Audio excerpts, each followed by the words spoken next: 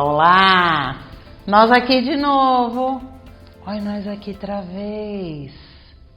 Estamos falando sobre um assunto importantíssimo, que é a longevidade da mulher moderna, lembra? E também, obviamente, da saúde ovariana, porque não tem mulher moderna sem saúde ovariana. E não tem saúde ovariana adequada sem antioxidação. E é por isso que eu parei nesse slide a última vez. Por que eu parei aqui? Porque nós precisamos lembrar que as espécies reativas de oxigênio, elas podem e certamente atingem disfunções, provocam, na realidade, disfunções mitocondriais, alterações no DNA, alterações no DNA e modificações epigenéticas. E quando isso acontece, nós conseguimos reduzir a formação dessas espécies reativas de oxigênio com o consumo de alimentos antioxidantes e anti-inflamatórios. Quando nós fazemos o consumo de antioxidantes diariamente ou com muita frequência, nós impedimos esse processo. Agora, se esse processo já aconteceu, essas espécies reativas de oxigênio vão aumentar a senescência celular, ou seja, vão aumentar o envelhecimento celular. E cada vez que a gente fala desse envelhecimento celular, nós estamos falando no envelhecimento dos órgãos. E quando pensamos no envelhecimento dos órgãos, é muito importante a gente lembrar que o nosso sistema reprodutor, quando envelhecido, ele perde funções, ou ele reduz a eficiência da função reprodutora. Isso é muito importante. Isso é muito importante porque se a gente fizer conexão com o nosso primeiro encontro, nós sabemos que as mulheres acabam tendo uma jornada de trabalho e de vida muito mais intensa em termos de carga e estresse. E isso, somado à senescência, ao envelhecimento celular, impacta exatamente no envelhecimento dos óvulos. E se eu tenho envelhecimento das células, eu posso ter doenças crônicas associadas a isso, eu posso ter a síndrome do ovário policístico, mas eu também posso ter o aparecimento de miomas uterinos. Não só isso, eu posso ter câncer nos órgãos reprodutores. Óbvio que isso demanda, entre outros, ou mais outros fatores intervenientes, mas além disso, nós podemos ter outros problemas relacionados ao envelhecimento do nosso sistema reprodutor, como a menopausa precoce. Hoje, cada vez mais mulheres jovens desenvolvem a menopausa antes dos 45. Hoje mesmo atendi uma mulher no meu consultório, 42 anos, aparentemente até com uma vida mais tranquila, mas já em estado de menopausa. E nesse momento em que aparece uma mulher jovem, antes do tempo previsto, menopausada, nós temos algumas interferências, ou seja, temos que fazer algumas intervenções maiores para o restabelecimento da saúde dela. Inclusive porque isso tem um efeito muito sério na saúde sexual. E a libido, a gente não deve esquecer na realidade que a libido não é só sexual, é a libido pela vida.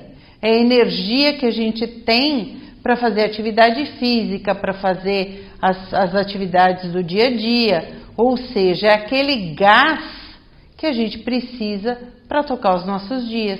Então é muito importante que a gente controle e na realidade iniba o máximo possível a formação das espécies reativas de oxigênio. Porque só assim a gente consegue fazer todo esse ciclo, inclusive o ciclo gestacional, adequados. Quando eu consigo fazer o controle, o equilíbrio do eixo HPA aqui, da hipófise, eu consigo fazer o controle de FSH-LH, da prolactina também. A prolactina é um hormônio extremamente importante na saúde feminina, até porque quando ela está muito alta e acima do normal, ela não favorece a gestação, ou seja, a mulher tem muito mais dificuldade de engravidar. Muitas vezes a prolactina está alterada por deficiência de algumas vitaminas, mas o fato é que se eu cuido do estresse, eu cuido desse eixo HPA. Se eu cuido desse eixo HPA, eu cuido do equilíbrio dos hormônios. Se eu cuidei do equilíbrio dos hormônios, eu tenho folículos ovarianos aumentando a produção de estrógeno. E aí, aumentando a produção de estrógeno, nós temos a ovulação e a oportunidade de fecundação e de gestação. Então, este ciclo, aqui chamado nessa figura de ciclo gestacional, ele deve estar o mais equilibrado possível, porque quando nós temos esse ciclo equilibrado, nós temos, obviamente, uma saúde celular ajustada. E é exatamente isso que a gente quer.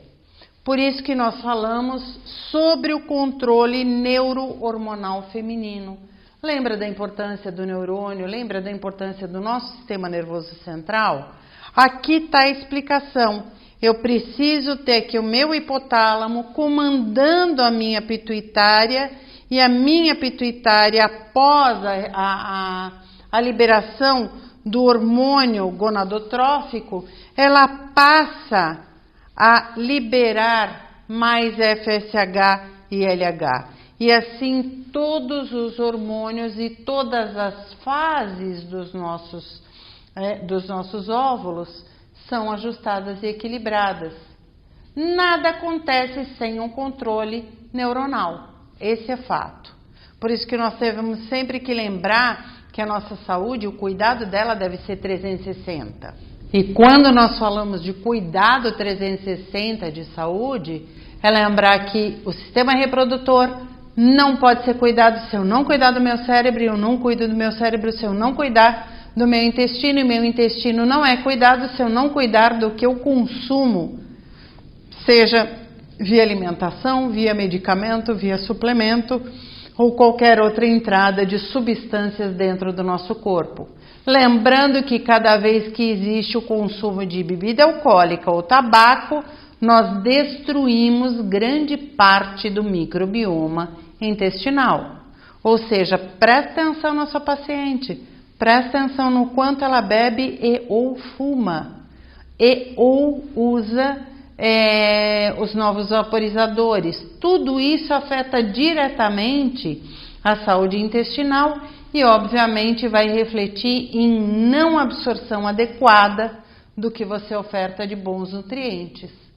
Cada vez que nós fazemos uma análise individualizada, nós entendemos que cada mulher tem o seu mecanismo de desestressar, mas o que nós podemos e devemos fazer para ajustar estes mecanismos para que eles sejam os mais saudáveis possíveis? Indique sempre atividade física, meditação e psicoterapia, porque essa tríade funciona muito bem. E é para isso que nós somos profissionais de saúde, para indicar o que funciona muito bem. E aí, dentro dessa nossa jornada de estudo, eu separei esse artigo aqui.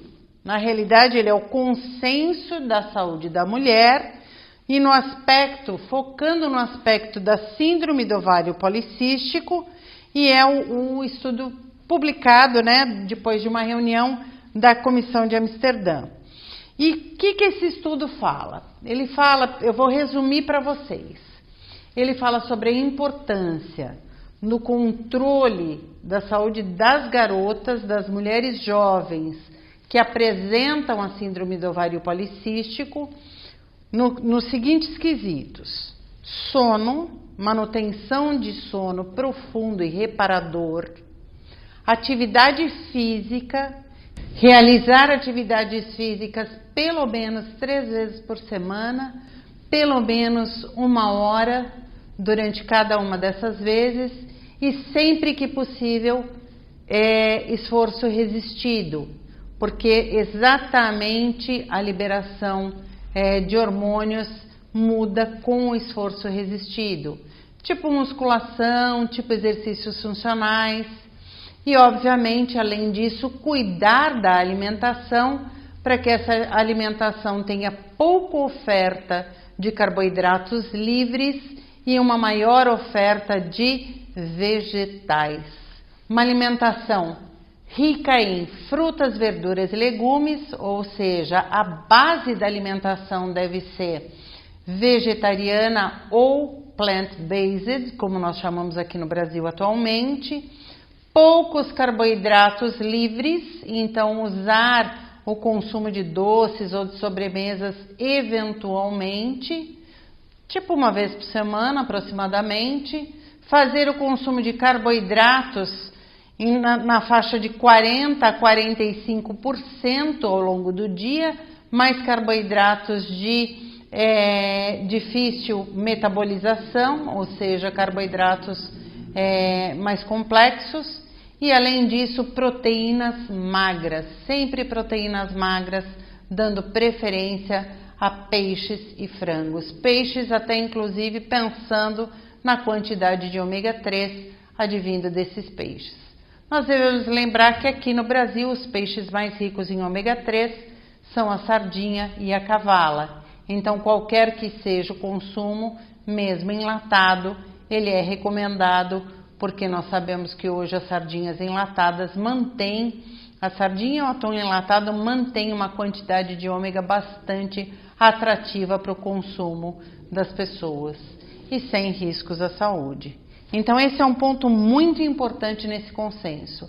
Obviamente, também ele aborda a questão posterior do uso de algumas medicações, a manutenção de índice e cargas glicêmicas mais baixas no plano dietético, aliado à atividade física, aliado a um bom ciclo de sono, faz toda a diferença no tratamento ou na base de tratamento da síndrome do ovário policístico. Então, esse é um ponto muito importante para a gente ter sempre em mente quando falamos no tratamento do ovário policístico para as jovens. E aí ele mostra aqui, essa figura eu tirei exatamente desse consenso, ele mostra que quanto maior o desequilíbrio metabólico, menor é a chance de reprodução. Ou seja, os dois estão diretamente relacionados. Se eu tenho uma síndrome metabólica já instalada, eu tenho problemas reprodutores muito mais prevalentes. E quando falamos desses problemas mais comuns, são alterações menstruais, hirsutismo, que é o crescimento de pelos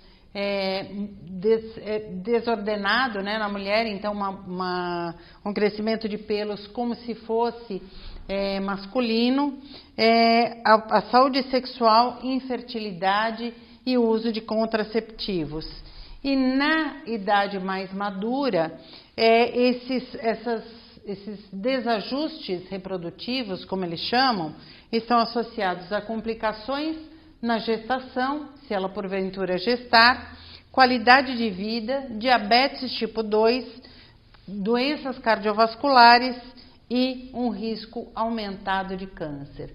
Por isso, nós devemos sempre priorizar o consumo alimentar mais adequado e o uso de fitoquímicos, de fitonutrientes, de vitaminas e minerais para a prevenção e ou tratamento da síndrome do ovário policístico, exatamente para quebrar esse ciclo e para melhorar o ciclo de fertilidade e também de saúde ovariana. Então, isso é muito importante para que todos nós entendamos e consigamos colocar no tratamento das nossas pacientes. Uma vez a paciente entendendo este ciclo, obviamente, ela passa a ser a coautora do sucesso no tratamento dessas desordens metabólicas e dessas alterações hormonais. E é exatamente aqui que eu paro para a gente continuar no nosso próximo encontro.